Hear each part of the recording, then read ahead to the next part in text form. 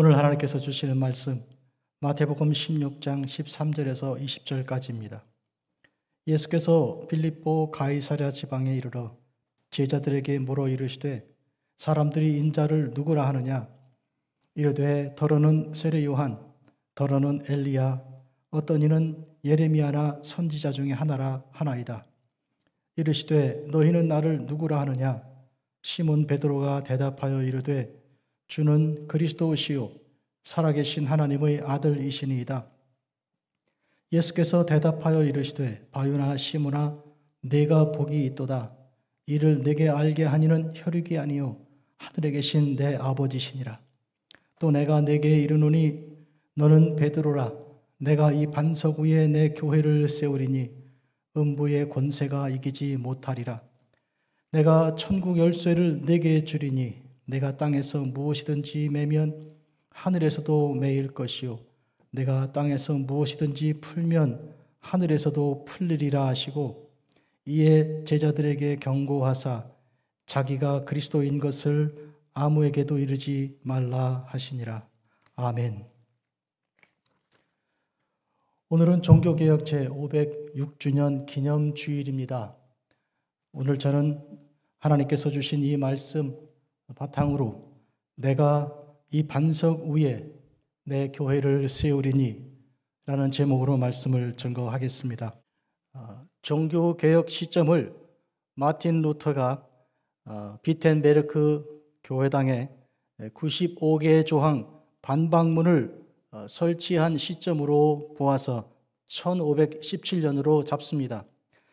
물론 이 이해 이전에도 여러 개혁자들이 하나님 말씀에 비추어 교회를 올바르게 개혁하려는 움직임들이 있었습니다.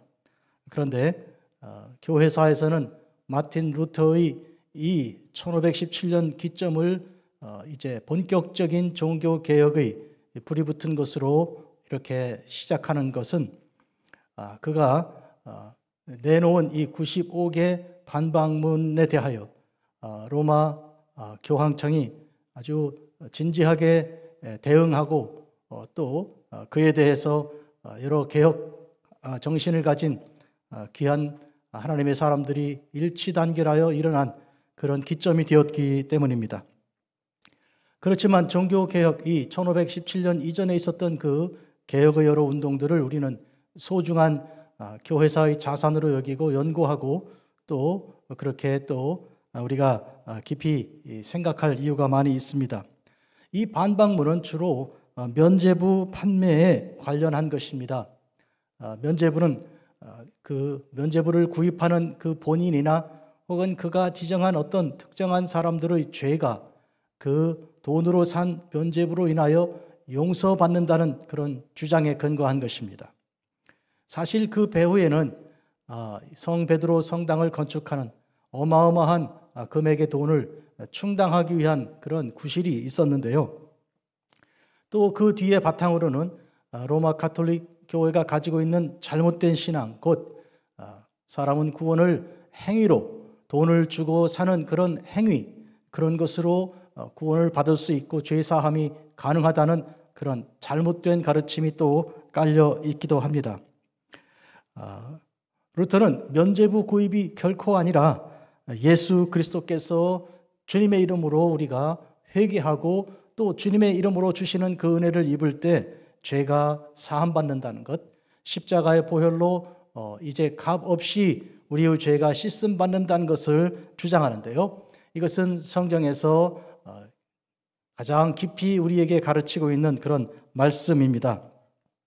처음에 95개 조항은 이 정면으로 로마 가톨릭 교회와 싸우자고 내놓은 것이라기보다는 이거 문제가 있으니까 한번 공개로 토론해보자라고 제안했던 것입니다.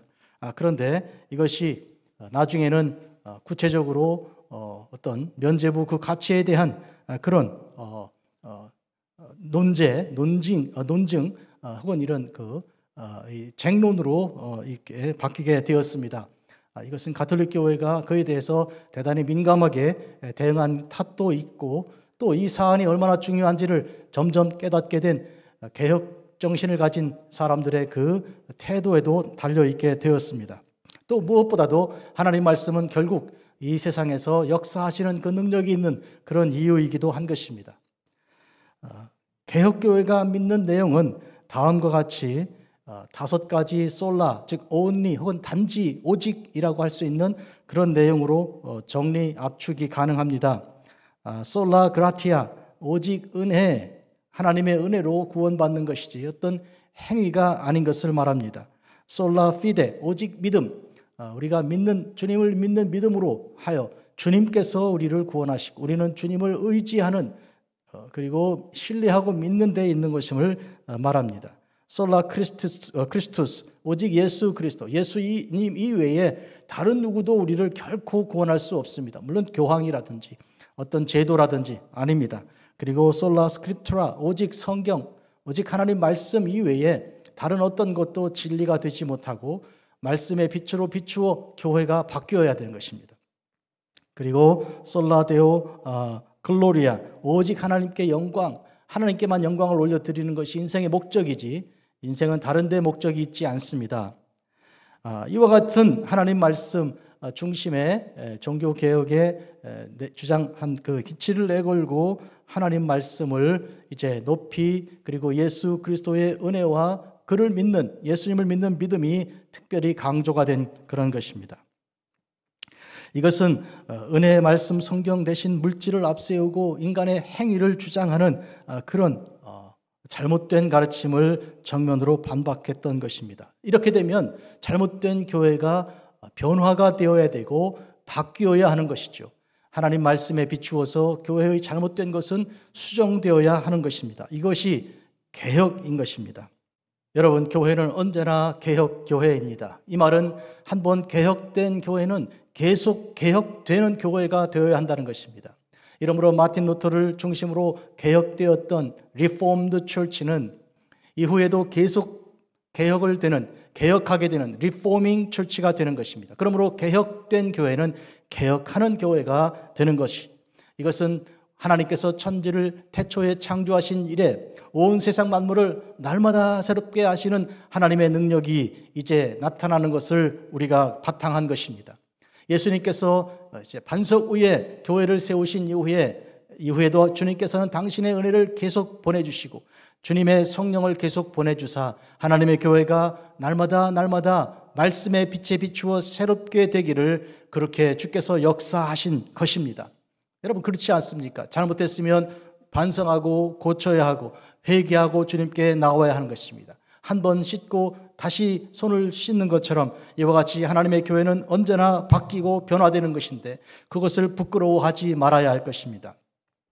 변하지 않는 것은 하나님 말씀이요, 교회는 말씀에 비추어서 개혁되어야 하는 것입니다. 그런데 반대가 되면 대단히 곤란한 것입니다. 교회는 변하지 않고 하나님 말씀은 바뀌어야 한다. 그 해석은 달라질 수 있다. 이것이 오늘날에도 그대로 이어지고 있는 슬픈 현실을 우리가 지금 목도하고 있습니다. 오늘 이런 의미에서 하나님 말씀은 변하지 않고 하나님 말씀은 영원히 있는데 천지는 다 변할지라도 주의 말씀은 변하지 않는데 그 말씀에 비추어 교회는 계속 새롭게 되고 변화되되 그 중심 기준은 성경의 교회가 되는 것입니다. 성경 이외의 것이 들어왔을 때 잘라내고 끊어내고 말씀으로 씻어내고 회개하고 용서받고 다시 교회가 또 교회되어야 하는 것입니다. 예수님께서 교회의 머리이십니다. 교회는 예수님의 몸이죠. 그러면 교회는 마땅히 예수님께서 가시는 그 길을 따라가고 또 행하신 일을 순종해야 할 것입니다. 주님은 어떻게 사역하셨습니까? 한 군데서 말씀을 전하시고 또 기적을 행하시고 또 이제 천국 비유를 말씀하신 다음에 다른 곳으로 계속 옮겨가셨습니다.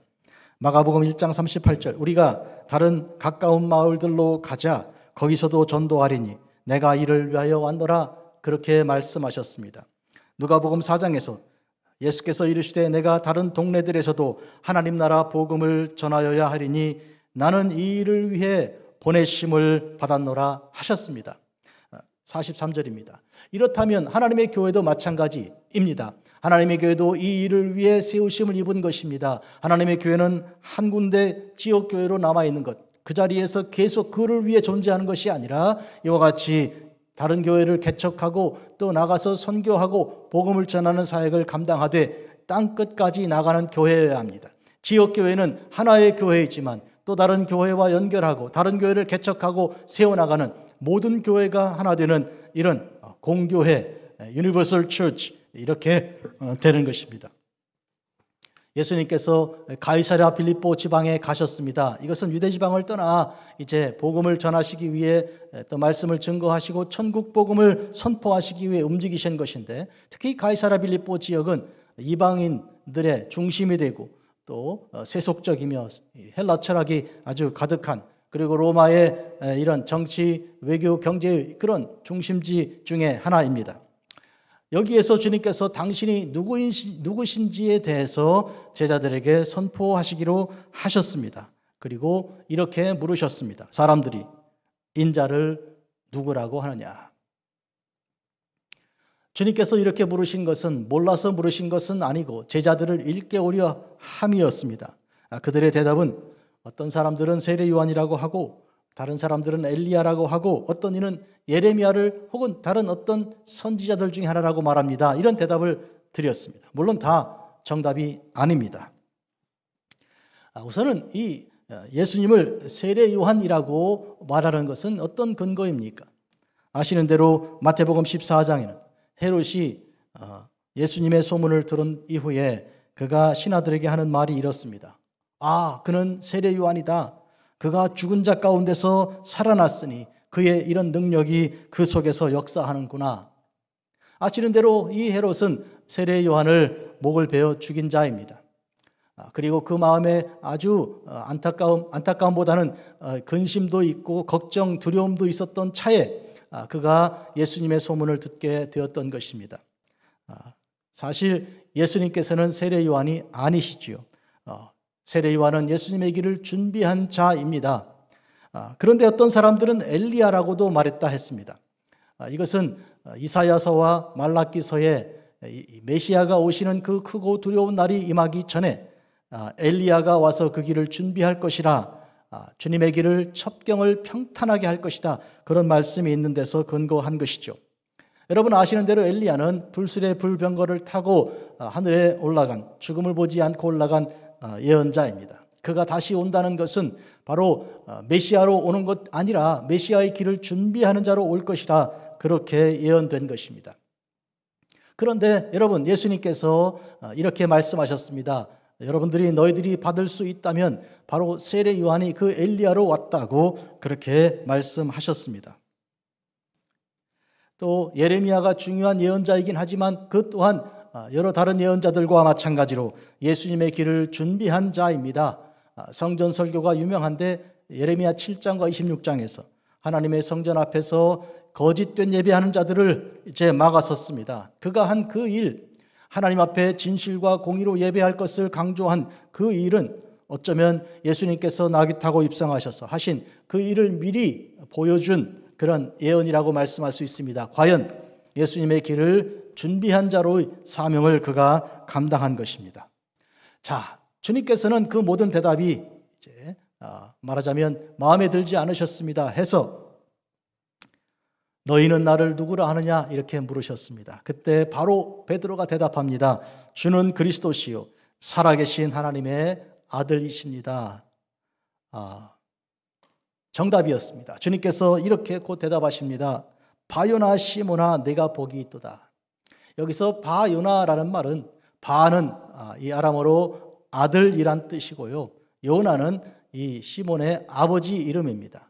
그러니까 아버지, 시몬의 아버지를 들어서 너의 아버지가 이냐, 너는 시몬이고 이렇게 말씀하신 것입니다. 내가 복이 있다. 이런 대답을 하다니 정말 복이 있다. 그런데 주님 이어서 말씀하십니다. 이를 내게 알게 한 이는 혈육이 아니요 이렇게 말씀하십니다. 특별히 이 뜻이 여기 있습니다. 혈육이 아니라는 것을 강조하기 위해 베드로를 평소에 부르실 때 별로 사용하지 않으셨던 바요나 아버지 이름까지 언급하여 너의 아버지 요나의 아들 너 시몬아 이렇게 말씀하신 것입니다. 육신으로 혈통을 따라 이것을 알게 된 것이 아니라는 것을 강조하기 위해서 그렇게 하신 것이고요. 대신 하늘에 계신 내 아버지께서 알게 하셨다고 말씀하십니다. 곧 너의 아버지가 아니고 나의 아버지께서 이를 알게 하셨다. 육신이 아니고 이제 영으로 알게 된 것이다. 이런 말씀입니다. 이것은 너의 지식이 아니고 하나님께서 주신 계시다. 그런 뜻이죠. 우리가 여기서 기억해야 할 것은 하나님 예수 그리스도가 누군지 정확하고 분명히 아는 것은 이와 같은 복이 있는 것이라는 것인데, 이 복은 하늘로부터 임하는 놀라운 이런 은혜의 복이 되는 것입니다. 또 주님께서 말씀하십니다. 너는 베드로라. 바로 이 마태복음 16장에서 주님은 이 시몬에게 베드로라는 이름을 처음으로 주신 것은 물론 아닙니다. 요한복음 1장을 보면 베드로 그 이름이 주어지는데, 여러분 여기서 그 베드로란 이름에 대한 그 의미를 한번 환기시켜주는 그런 뜻이 있습니다. 그 뜻은 아람어로 케이파 이렇게 해서 반석, 바위 그런 뜻입니다. 내가 이 반석 즉 베드로 위에 내 교회를 세우리니 음부의 권세가 이기지 못할 것이다, 이렇게 말씀하십니다. 오늘 저는 이 종교개혁주일에 특별히 이 본문을 선택한 것 중 그 이유 중에 하나가 바로 여기서 로마 가톨릭 교회와 개신교 교회가 아주 극명하게 해석이 갈리고 있기 때문입니다. 한마디로 개혁교회가 하나님 말씀을 바르게 이해하고 있고 로마 가톨릭 교회는 철저하게 말씀을 오해하고 있는 것입니다. 그것을 오늘 저는 여러분에게 말씀드립니다. 이 가톨릭 교회에서는 바로 이 말씀을 근거로 베드로가 제1대 교황이다. 그러니 그 1대 교황 베드로 위에 우리 예수님의 교회를 세운다고 하셨다. 그러니 베드로가 곧 교황이 교회의 기초다, 이렇게 주장하는 것입니다. 그러나 이것은 옳지가 않은 것입니다. 여기서 너는 베드로다 하시고 그 베드로라고 말씀하신 것 위에 그 반석 위에라고 말씀하셨는데, 그 까닭은 베드로의 그 인격, 개인 인간이 아니고 그가 고백한 그 말, 주는 그리스도시요 살아계신 하나님의 아들이십니다 라고 고백한 그 고백 내용, 그것이 베드로라는 것이요, 그것 위에 예수님의 교회를 세운다는 것입니다. 그렇다면 고백의 내용은 무엇입니까? 예수 그리스도가 누구신가 하는 질문에 대한 대답입니다.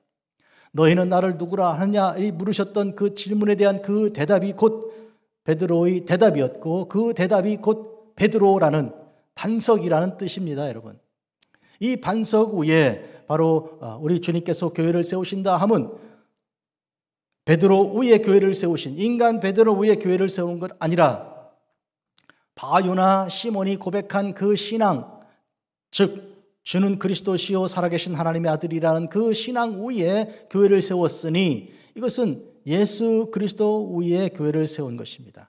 베드로 위에 아니라, 즉 인간 베드로 위에 아니라 바로 예수 그리스도 위에 베드로가 고백한 성령을 통해 하나님의 이 계시를 통해 허락하신 이 복 있는 그 깨달음, 그 고백 위에 하나님의 교회가 세워졌다는 그런 뜻입니다, 여러분. 그러니까 우리가 여기서 하나님 말씀이 아니고 예수 그리스도가 아니고 바로 베드로라는 인간, 그리고 그 교황이 계속 대를 이어가서 이렇게 교회의 기초가 되고 교회의 그런 어떤 이 바탕이 된다는 그런 주장은 잘못된 것임을 우리가 알 수 있습니다.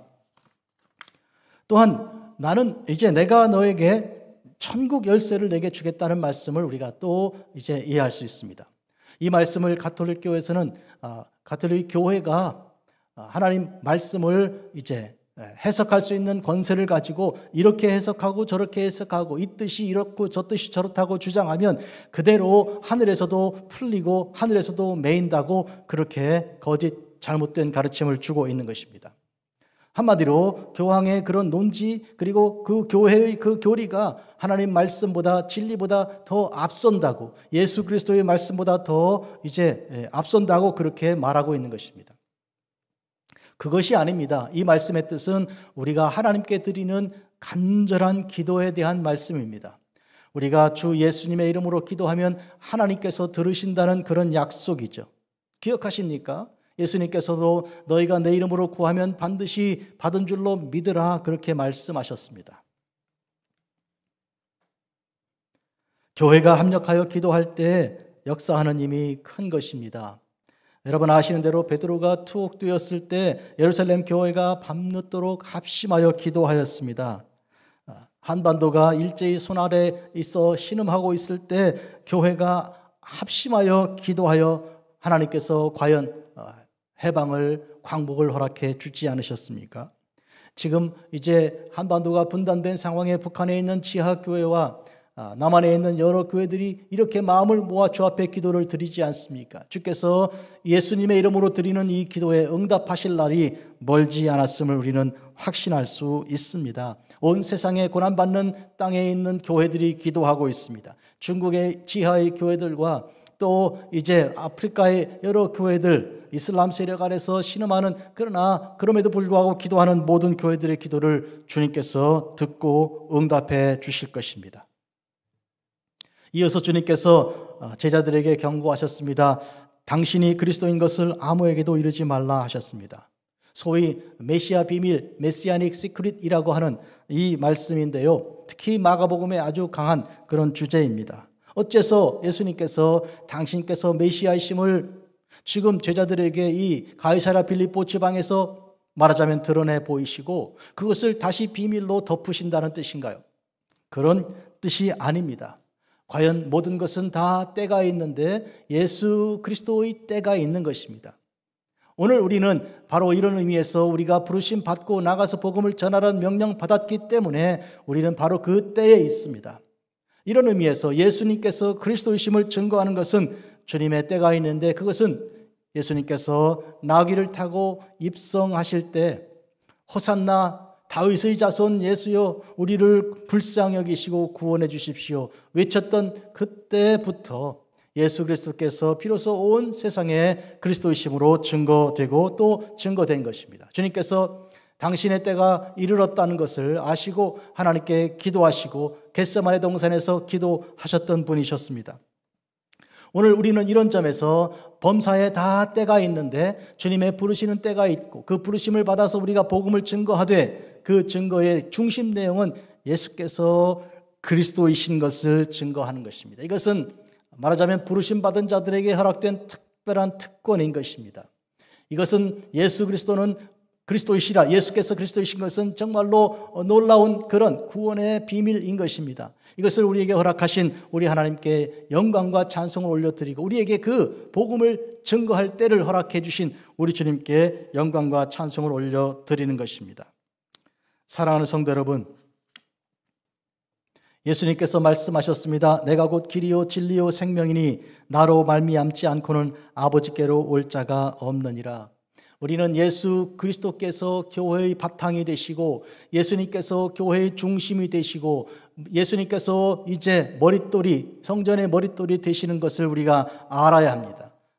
베드로 같은 인간 개인이 아닙니다. 아시는 대로 이 베드로는 바로 이 직후에 우리 주님의 십자가를 이해하지 못하여 막아섰다가 사탄아 내 뒤로 물러가라, 너는 나를 넘어지게 하는 자다, 너는 하나님을 생각하지 않고 사람의 일을 생각한다고 이렇게 꾸지람을 들었던 터였습니다. 어디 베드로 인간이 교회의 기초될 만한 자였습니까? 결코 아닙니다. 그가 냈던 그 고백, 사실은 그 이후에 베드로는 여러 차례 주님을 3번은 적어도 부인하고 또다시 갈릴리로 물고기를 잡으러 가던, 사람 낚는 어부로 부르심 받았던 그 현장을 다시 물고기 잡으러 가던 이런 연약한 주님을 부인하고 배반한 이런 베드로 그 위에 교회가 세워졌다는 어불성설은 우리가 그렇게 채택할, 이해할 일이 아닌 것입니다. 오로지 그의 입을 통하여 역사하신 아버지 하나님, 예수 그리스도의 아버지 하나님의 놀라우신 그 비밀, 곧 예수께서 그리스도이시며 하나님의 아들이시라는 그 귀한 그 사실, 그 위에 하나님의 교회가 세워진 것입니다. 오늘 우리는 2023년 종교개혁주의를 맞이해서 하나님의 교회가 정말 바르게 되어 있는가, 내가 반석 위에, 이 반석 위에 내 교회를 세우겠다고 하셨는데 이 교회들이 우리 주님의 교회, 내 교회, 주님의 교회가 맞는가? 어떤 사람들은 교회를 이제 친교기관으로 생각하거나 사회봉사기관으로 여기거나 혹은 개인의 소유물로 여기는 그런 수도 있어서 안타까운 일들입니다. 이것은 로마 가톨릭 교회가 보여주었던 그런 이제 부정적인 요소들 중에 들어있는 것입니다. 이런 의미에서 오늘 우리는 하나님 말씀 앞에 비추어서 예수 그리스도께서 그리스도이시며 하나님의 아들이시라는 고백, 그리고 예수님 그 위에 말씀의 빛 위에 교회가 이렇게 개혁되어야 한다는 것을 우리가 알고, 오늘 이 시대에 말하자면 거짓된 잘못된 그런 신앙을 말씀에 비추어서 회개하고 용서받고 새로운 교회로 거듭나야 하겠습니다. 예수님께서 누구든지 나를 따르려거든 자기를 부인하고 자기 십자가를 지고 나를 따르라고 하셨습니다. 개혁이란 자기를 부인하는 것입니다. 사람들이 당신은 잘못되었습니다 라고 말해주면 굉장히 기분 나빠하고, 당신은 변해야 합니다 하면 아주 분노하는 경향이 있습니다. 내가 뭘 크게 잘못했다 그런 것이냐, 이렇게 되는 것인데, 사실은요 정말 젊은 사람들 그리고 어린 아이들 보십시오. 그리고 정말 이제 활기 있는 사람들을, 그런 사회를 보면 계속 바꾸어 나가는 것에 대해서 두려움도 없고 수치심도 없습니다. 잘못되었다는 것은 이제 새로 될 수 있다는, 새로 변하면 된다는 그런 의미 아닙니까? 교회가 그런 의미에서 고인물처럼 있어서는 안 됩니다. 고인물은 썩는 것입니다. 하나님 말씀 앞에 새로운 물꼬를 트고 이전 것을 내보내고 새로운 물을 받아들이는 이런 말씀 앞에 있는 교회여야 하는 것입니다. 세상에 변하지 않는 것은 하나님 말씀뿐입니다. 우리 주 예수 그리스도뿐입니다. 우리 주 예수를 믿는 믿음뿐입니다. 오직 믿음, 오직 말씀, 오직 은혜, 이건 이외에 다른 것은 다 변하는 것입니다. 하나님의 교회도 우리는 이와 같은 변화 속에 있는 것을 오늘 우리가 기억해야 할 것입니다. 오늘 우리는 삼위일체, 성삼위일체 하나님께 예배를 드리는 거룩한 날, 우리 주님의 명령을 듣습니다. 주님께서 움직이시고 복음을 증거하신 것처럼 우리에게 명령을 주십니다. 당신께서 하신 것은 우리에게 본을 보여주신 것입니다. 이미 이사야 60장에서 이렇게 선포했습니다. 일어나 빛을 발하라. 이는 내 영광이 이르렀고 여호와의 영광이 내 위에 임하였음이니라. 여러분, 우리 인생들이 다 사실은 어둠의 자식들입니다. 다 죄인들입니다. 그런데 어찌 우리가 무슨 빛을 발할 빛이 있습니까, 우리에게? 그런데 여러분, 요한복음 1장에 기록된 것처럼 이 어둠 가운데 빛이 우리에게 임한 것입니다. 태초에 계신 그 말씀, 하나님과 함께 계신 그 말씀, 하나님이신 그 말씀이 이 땅에 빛으로 오신 것이요, 그러므로 어둠에 있던 자들에게 빛이 비친 것입니다. 어둠 속에 있었던 사람들에게 소망의, 희망의, 사랑의 빛이, 구원의 빛이 임한 것입니다.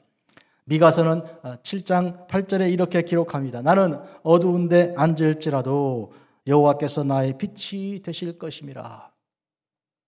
우리 인생은 어두움 가운데 있었던 슬픔과 절망과 좌절의 날들이어서 세상 사람들과 다르지 않았습니다. 한데 주님께서 우리에게 오신 이후에 모든 것이 달라졌습니다. 주님께서 내 주인이 되심으로, 주께서 우리를 이끌어 예배드리게 하심으로, 교회에 나오게 하심으로 우리 인생이 다 변화되었습니다. 주님이 내게 오심으로 임마누엘의 은혜가 우리에게 임한 것입니다. 그러므로 우리는 빛을 비추라는 명령을 따라 우리에게 주신 그 빛을 증거하는 것입니다. 너희는 세상의 소금이고 세상의 빛이라고 하셨으니, 원래 우리는 소금도 아니고 원래 우리는 빛도 없었던 것인데 주님께서 우리에게 오심으로, 임마누엘 하심으로 우리에게 허락하신 은총, 은혜인 것입니다. 이것을 증거하는 것이죠.